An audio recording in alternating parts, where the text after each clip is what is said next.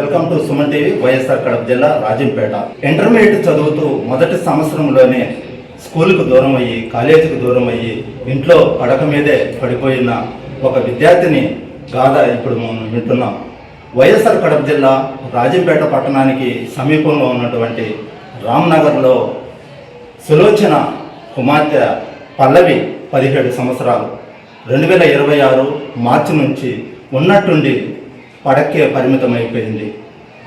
17 సంవత్సరాల వయసులో కాలేజీకి వెళ్లాల్సిన ఈ అమ్మాయి దాదాపు 5 నెలల నుంచి ఇంచుమించు పడక్కే పరిమితం అయిపోయింది.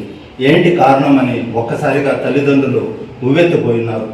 ఆ వేదన ఇక్కడ చూడలేని పరిస్థితి ఏర్పడింది.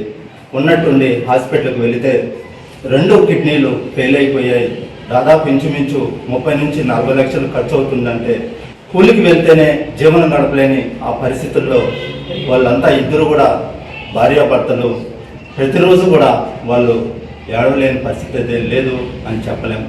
ఇక్కడ చూసుకున్నట్లయితే ఆమె కాలేజీకి వెళ్ళి మంచి చదువుకునే రోజుల్లో ఇలాంటి పరిస్థితి ఏర్పడి కుటుంబం అంతా రోదన చెందుతుంది. 10వ తరగతిలో కూడా దాదాపు 500 పైచిలుకు మార్కులతో మంచి చదువులు చదువుకుంటే ఒక అమ్మాయి ఉన్నట్టుండి కిడ్నీ వ్యాధితో బాధపడుతుంటే చుట్టుపక్కల వాళ్ళు కూడా ఎంతో దిగ్భ్రాంతి పాలవుతున్నారు.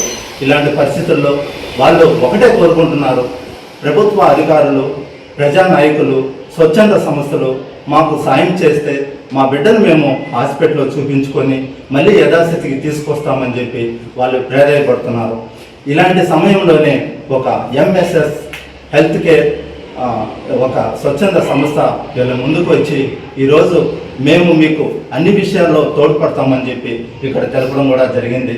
ప్రతి ఒక్కరు కూడా మానవతా దృక్పథంతో ఆలోచించి ఈ కుటుంబాన్ని ఆదుకొని మళ్ళీ యథావిధిగా ఆ విద్యార్థిని కాలేజీకి వెళ్ళే ఆ పరిస్థితులు మనం అందరం చూడాలని కోరుకున్నాం.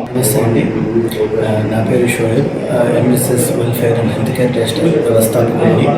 ఈరోజు మనకు రాజంపేటలో రామనగర్లో 17 ఏళ్ల ఈ పాపకి, పల్లవి అనేటువంటి పాపకి 2 కిడ్నీలు కూడా ఫెయిల్ అయిపోవడం జరిగింది. ఈ పాప వయసు చూస్తే 17 ఏళ్ళు. ఈ పాపకి బంగారు భవిష్యత్తు ఉంది. ఈ పాప ఇంటర్మీడియట్ ఫస్ట్ ఇయర్ చదువుతూ ఉంది. అది కూడా కాకుండా ఈ పాపకి 10th క్లాస్లో 520 మార్కులు కూడా వచ్చి ఈ పాప బంగారు భవిష్యత్తు ఉంది. వీళ్ళ ఆర్థిక పరిస్థితి కూడా బాగోలేదు. వీళ్ళ నాన్నగారికి కానీ వీళ్ళ అమ్మగారికి కానీ ఎవరికి కూడా ఆర్థిక పరిస్థితి బాగలేదు. ఇప్పుడు దాకా చాలామంది కూడా డోనర్స్ వచ్చారు. మామూలుగా 2000, 3000 డొనేషన్ ఇచ్చేవాళ్ళు వచ్చారు. కానీ వీళ్ళ ఆర్థిక పరిస్థితి బాగలేదు కాబట్టి వీళ్ళకి ఇంకా ఎక్కువగా వీళ్ళకి సపోర్ట్ కావాలి. సోషల్ మీడియా తరఫున కానీ మీడియా తరఫున కానీ వీళ్ళకి అందరికీ కూడా చేయాలి. కానీ ఈ మీడియా ద్వారా కానీ సుమన్ టీవీ ద్వారా కానీ నేను ఈ రాష్ట్ర ప్రభుత్వానికి కానీ జిల్లా యంత్రాంగం కానీ ముఖ్యమంత్రి గారికి కానీ ముఖ్యమంత్రి గారికి కానీ అందరికీ కూడా అందరం కూడా రిక్వెస్ట్ చేస్తాము. సార్ ఒకసారి మీరు ఈ ఫ్యామిలీ కండిషన్ని ఒకసారి చూడండి. ఈ పాపని ఏదో ఒక విధంగా మనం ఏదో రకంగా సహాయం అందించగలగాలి. ఈ పాపని ఎట్లో ఒక రకంగా చేసి మనం బ్రతికించగలగాలి. ఇంకోటి ఏమిటంటే మన ట్రస్ట్ ద్వారా ఏదైతే ఎంఎస్ఎస్ ట్రస్ట్ ఏదైతే ఉందో ఈ ట్రస్ట్ ద్వారా ఈ అమ్మాయికి మెడికల్ అసిస్టెన్స్ అన్ని రకాలుగా సాయం చేస్తూ ఉన్నాం. వీళ్ళ అమ్మగారికి కూడా వచ్చి చెప్పాం, మా ట్రస్ట్ తరఫున మెడికల్ అసిస్టెన్స్ ఎంతైతే ఉంటుందో అంత ఖచ్చితంగా మేము అందిస్తామని కూడా మాట ఇచ్చాం.